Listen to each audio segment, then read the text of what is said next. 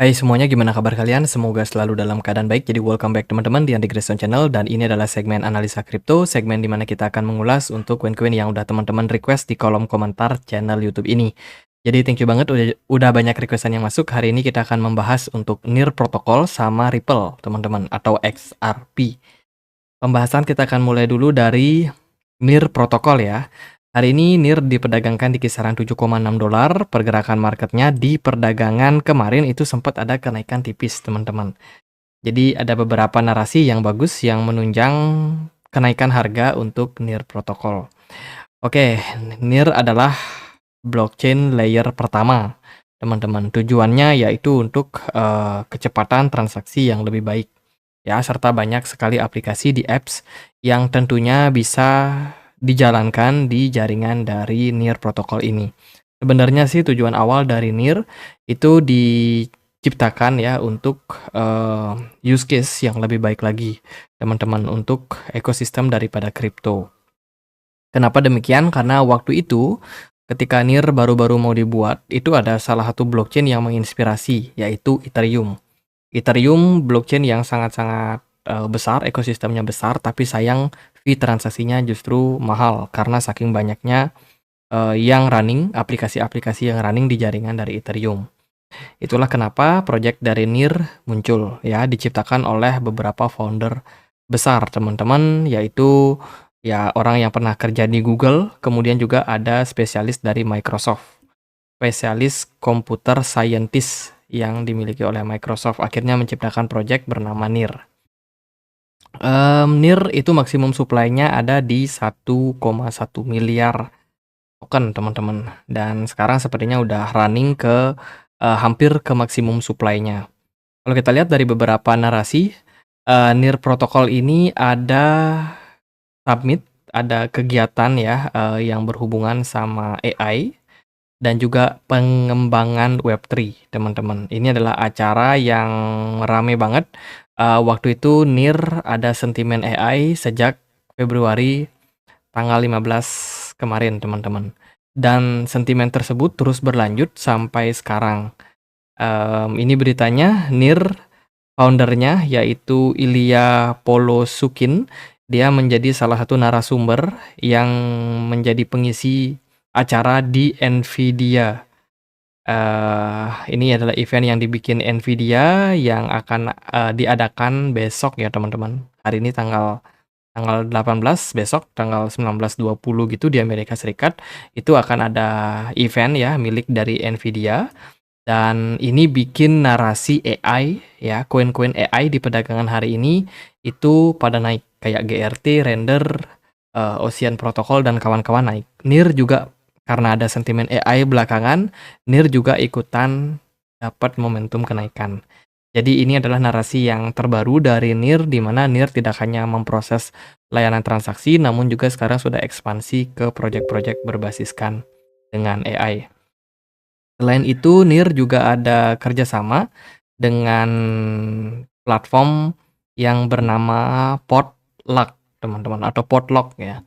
Potluck ini adalah salah satu platform pendanaan gitu, teman-teman, di mana mengajak NIR untuk sama-sama berkolaborasi. Ini beritanya, Potluck and NIR Protocol partner to accelerate public goods funding. Jadi untuk pendanaan ya, pendanaan yang berhubungan sama barang-barang, teman-teman. Kalau kita lihat dari sini, melalui kemitraan tersebut, NIR dan juga Potluck bertujuan untuk mengubah pendanaan barang publik menjadi proses kolaboratif dan juga berbasiskan dengan komunitas. Visi ini mencerminkan komitmen bersama untuk mengembangkan ekosistem yang mengedepankan inovasi, utilitas publik, dan juga peluang yang adil. Jadi ekosistem ini tentunya akan meningkatkan kembali fungsional daripada NIR protokol ya, tidak hanya di dunia blockchain, namun juga bisa dipakai di dunia nyata untuk use case-nya, teman-teman. Jadi ini berita kolaborasi dari NIR, dan pergerakan dari NIR gimana nih? Apakah menarik atau bagaimana? Sebenarnya sih overall market Bitcoin dan juga kripto yang lain itu rata-rata pada terkoreksi. teman-teman. Belakangan memang ada koreksi yang terjadi pada market, di pertengahan bulan Maret ini ya, dan kalau kita lihat juga Bitcoin sebenarnya lagi labil. Nah, Near Protocol kebetulan nih karena dia ada narasi terkait dengan, AI, makanya ada sempat, naik sedikit teman-teman. Namun kalau dari saya pribadi sih menilai ya bahwa kenaikan yang terjadi pada NIR, itu bisa dibilang sifatnya sementara. Sementara karena memang kebetulan ada narasi yang bagus, teman-teman. Biasanya sih kalau udah market kayak gini agak anomali, teman-teman. Jadi agak agak riskan ya kalau teman-teman misalkan, melakukan transaksi di harga-harga saat ini, karena ini biasanya, kecenderungannya adalah potensial untuk, koreksi disebabkan karena ya market utamanya juga mengalami koreksi. Namun kalau kita berbicara soal teknikal, pergerakan dari NIR sebenarnya udah menunjukkan indikasi yang baik. Dikit lagi NIR akan mampu mencapai all time high-nya di kisaran 20 dolar teman-teman. Dan kalau kita lihat saat ini posisi dari NIR sebenarnya udah bagus, dia udah breakout area resistance kuat, yaitu ada di kisaran 5,6 dolar. Biasanya kalau udah target kayak gini, eee, ya targetnya adalah, kenaikan yang lebih tinggi teman-teman. Ini aku memantau NIR ada potensial membuat, pola cup and handle ya, potensial karena dia sudah berhasil untuk breakout dari area resistance tersebut. Semoga NIR mampu terus mempertahankan area 5,6 dolar ya, bila mana dia breakdown atau tembus di bawah level tersebut, maka targetnya ya bisa turun sampai 4,5 teman-teman. Tapi selama NIR masih bisa mempertahankan area yang sekarang, saya rasa ini masih akan sangat-sangat baik. Ekspektasinya saya sih buat NIR, yaitu dia cuma gerak sideways, nggak turun di bawah level 5,6, 5,7 ini. Kalau beneran ini terrealisasi, maka kemungkinan NIR bisa mencapai target profit ke 33,5 dolar teman-teman. Itu target profitnya kalau kita lihat dari potensial cup and handle yang terbentuk pada NIR Protocol. Sementara sih volume perdagangannya bagus, kemudian smart money juga sangat-sangat oke pada NIR. Ini salah satu project yang boleh teman-teman pantau ya. Peluang menembus all time high di next bull run ini cukup terbuka buat NIR. Itu sih buat NIR Protocol. Next kita akan bahas untuk XRP. Ripple yang ya banyak orang yang agak gini sama Ripple ya teman-teman. Disebabkan karena harga tokennya susah naik. Wah, ini lebih mirip kayak stablecoin, banyak yang komen seperti itu. Namun apapun itu, Ripple atau XRP hari ini diperdagangkan di kisaran level 9,6 dolar ya. Ripple ini belakangan itu ada kegiatan, beberapa kegiatan, salah satunya yang akan datang akan ada event ini dengan Blockworld, teman-teman, di London, tanggal 18 sampai 20 Maret ya. Ini akan ada perbincangan gitu terkait dengan, project yang dibikin, teman-teman. Ini berhubungan sama pendanaan masa depan untuk para hedge fund. Ya, Ripple itu terkenal dekat sekali dengan banyak sekali perusahaan-perusahaan yang sifatnya milik pemerintah gitu, teman-teman.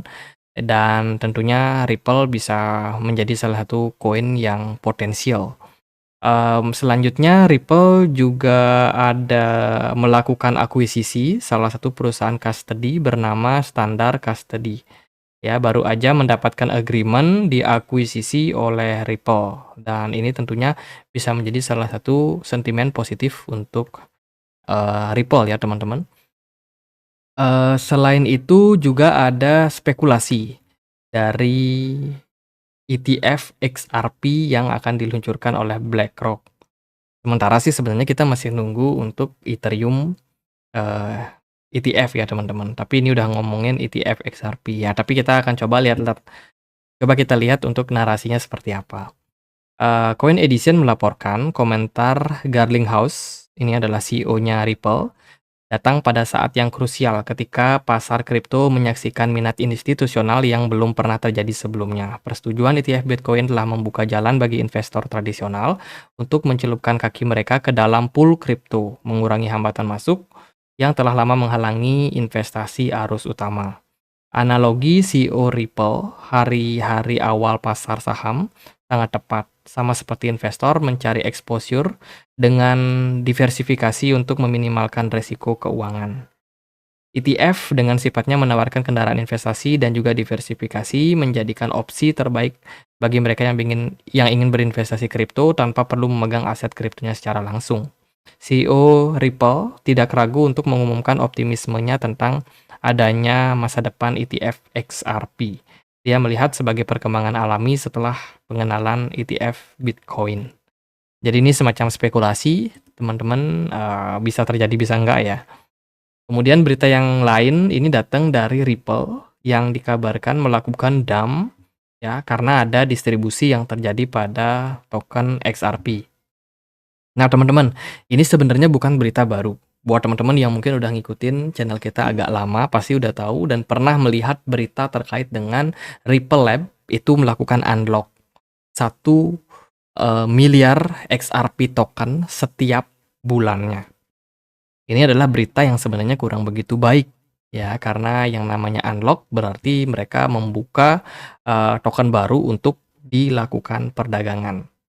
Namun ternyata dari praktek yang terjadi itu tidak 1 miliar per bulan, teman-teman, melainkan di bawah itu. Karena kalau kita lihat dari laporan-laporan sebelumnya, seperti ini contohnya ya, ada berita terkait dengan XRP mengalami volatilitas di bulan Maret. Ada sebanyak 240 juta token XRP yang dijual oleh Ripple dalam waktu 2 minggu dengan transaksi yang terjadi pada tanggal 5 dan juga 13 Maret. Penjualan ini bertepatan dengan penurunan harga sementara pada XRP. Ya, meskipun tidak benar-benar dilepas 1 miliar, namun bisa dibilang distribusi yang terjadi sekitar 240 juta XRP ini cukup bisa bikin harga token XRP mengalami koreksi, teman-teman. Ini yang disinyalir menjadi penyebab kenapa XRP agak susah naik. Ya, jadi ya kalau teman-teman memang sudah tahu hal tersebut, ya untuk rilis RSCO pada bulan Maret, Ripple awalnya berencana untuk membuka 1 miliar XRP, namun hanya 500 juta yang berhasil dirilis dengan transaksi yang keduanya mengalami kesalahan. Meskipun demikian, XRP mengunci kembali sekitar 800 juta XRP yang biasa. Artinya apa? Artinya XRP artinya Ripple melepas XRP koin mereka, ya, tapi sometimes dia bisa buyback lagi, teman-teman. Jadi nggak benar-benar dilepas semuanya ke market. Dan saya sendiri kurang tahu maksudnya seperti apa, kenapa mereka melakukan hal tersebut. Tapi apapun itu, harga XRP bisa kita akui memang agak kurang bisa menyesuaikan dengan market yang lain ya, teman-teman. Kalau kalian perhatikan, harga dari XRP justru malah sideways aja di kisaran level 0,6 dolar dan paling mentok dia pernah naik sampai 1,7. Jadi nggak serame yang dibicarakan. Namun kalau kita berbicara soal technical analysis, pergerakan XRP overall naik secara konsisten, secara stabil. Sejak dia diperdagangkan di kisaran 27 Juni 2022, XRP sangat respect sama trendline yang terbentuk di sini. Jarang sekali XRP bisa breakdown dari level tersebut dan diperdagangkan di bawahnya, yang menunjukkan bahwa XRP sebenarnya masih dalam tren bullish. Namun bullish yang terjadi itu tidaklah signifikan. Ya, pergerakan XRP cenderung naik sangat-sangat stabil dan bertahap. Dari volume perdagangan lumayan naik ya, cuman dari smart money aku agak kurang greget sih melihat harga dari XRP yang terbentuk seperti ini, teman-teman. Jadi kalau dari saya pribadi, kalau teman-teman masih punya XRP ya nggak masalah sih, karena XRP kan juga masih dalam tren naik. Cuma yang kita tidak tahu ya adalah kapan momentum terbaik buat XRP mengalami kenaikan. Apakah dengan adanya narasi CBDC yang bisa membuat harga XRP cenderung melesat, teman-teman. Karena ya mayoritas CBDC kebanyakan itu menggunakan bantuan dari Ripple, teman-teman, untuk developing.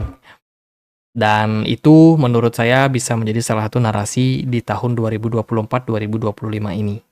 Masih sama-sama menunggu kapan XRP bakalan naik. Kalau menurut saya sih untuk saat ini XRP masih dalam pergerakan ascending channel dan kemungkinan masih akan tetap mengalami kenaikan. Paling yang teman-teman harus perhatikan area level support yang kemungkinan bakalan di-respect kembali adalah di 0,54 teman-teman. Let's say kalau nanti ada penurunan daripada pergerakan XRP, kita berharap akan ada pantulan kembali di area support tersebut dan kembali XRP bisa mengalami kenaikan dalam jangka waktu pendek.